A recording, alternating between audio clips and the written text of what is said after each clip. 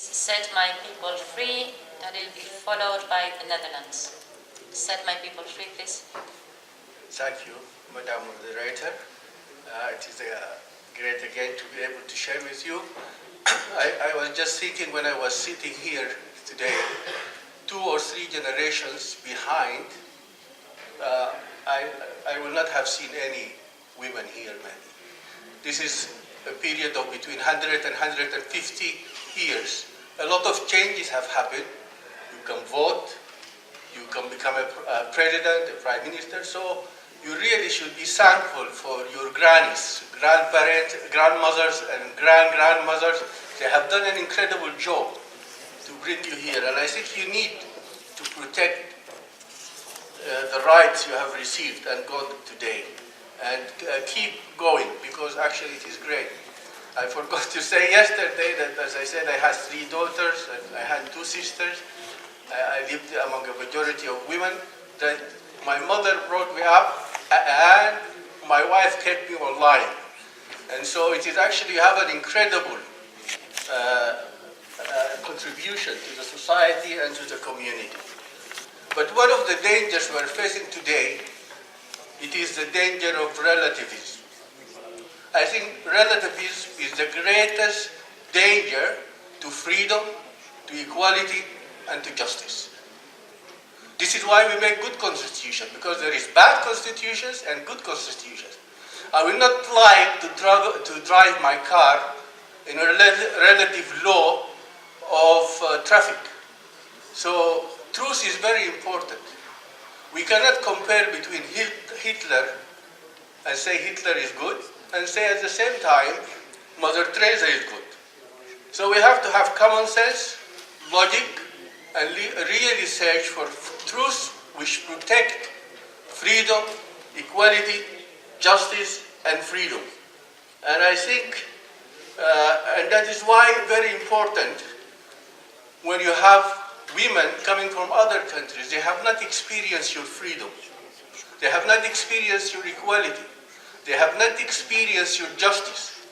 We need to teach them and train them in democratic values. We have to help them to know what is their rights, their civil rights, and protect it. We should not let men speak for them. They have to speak for themselves. We have to have contact with them.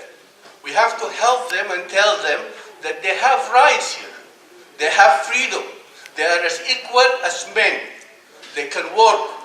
So we need to educate them with civil rights of women. We have to help them. If they don't read, we have to teach them literacy. We have to help them to get the language. We have to have direct contact. Now we are working among refugees from Syria in Egypt, and my wife is in a maternity hospital. She's helping the refugees. And many times the men, they want to speak for the women. She says, no, please, let your wife speak. And I think we need to have direct contact with them and help them. We have to tell them that FGM is not good. We have to teach them that, because the mother has a major part to play at home. And if we lose the mother, we lose the whole family. We have to be, teach the women that they cannot be forced to marry. They have freedom of choice. They can choose their career. So we need to educate the women these values. If we don't, we are going to lose them. We have to realize that honor killing is not honor killing. It is crime against freedom of choice. It is a crime of repression and suppression. It scares other women from asking for their rights. And so we have to deal with this crime very seriously. Normally, it is not done by one person. The whole family plan it together. So they are all criminals when this happens. Sometimes they tell the youngest brother to kill her. She's like 16, because they don't want them to be punished. So we have to be serious about this. We have to deal with this, what is called honor. It is not honor. It is crime of suppression, because it scares others from asking for their right. We have to make sure that women have to speak for their right, not their husbands. We need to meet them face to face. We need to encourage them to speak out. We need to train them and teach them the values we have. The last thing the women who are working for them to get their rights. And we have incredible women like this. But unfortunately, they are always oppressed. We have a very fantastic Pakistani woman in Austria working to help women get their rights. But they need protection. We have two ladies in Sweden. Muna Walter, she's from Somalia.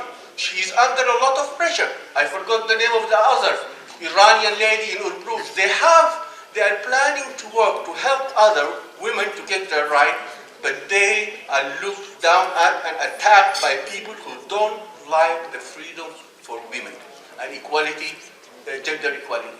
And the last one I will remember is Ayan Harrison. She's an incredible woman. She has gone through a lot of difficulty, but many times people are looking down and attacking her. And I think these are the enemies of equal gender. They are the enemy of freedom. They are the enemies of justice. So please stand with the women. They need our help. And they don't know that they came to a place where they can have as equal rights as you. Thank you very much.